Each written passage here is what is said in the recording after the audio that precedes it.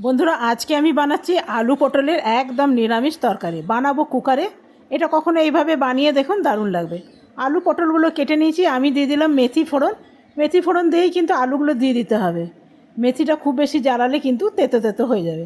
আলুগুলো দিয়েই দিয়ে দিলাম নুন, হলুদ, এরপরে দেবো জিরে আদা বাটা, এরপরে দিলাম গরম মশলা। ভালো করে কষিয়ে নেবো। এরপরে দিয়ে দেবো পটলগুলো আমি আলাদা ভাজলাম না। এখানে দিয়ে দেবো একটু কাশ্মীরি লঙ্কা কালারের জন্যে। যেহেতু নিরামিষ তরকারি সেই জন্যে দিলাম একটু হিং। এরপরে দিয়ে দিলাম একটুখানি চিনি আর টমেটো আমি আগেই দিয়ে দিয়েছি। ভালো করে কষিয়ে নিতে হবে। তো দেখুন, এটা আমার কষানো হয়ে গেছে। এরপরে দিয়ে দেবো জল। ব্যাস, আর কিছু করার নেই। এরপরে দিয়ে দেবো কুকারে। এটা কুকারে দেওয়ার পর খেতে কিন্তু আরও বেশি টেস্ট হয়ে যাবে। এখানে মাত্র 2টো সিটি দেবো। সিটিটা আমার খুলে গেল। এরপরে দেখুন কি সুন্দর লাগছে। ভাত বা রুটির সাথে দারুণ লাগবে।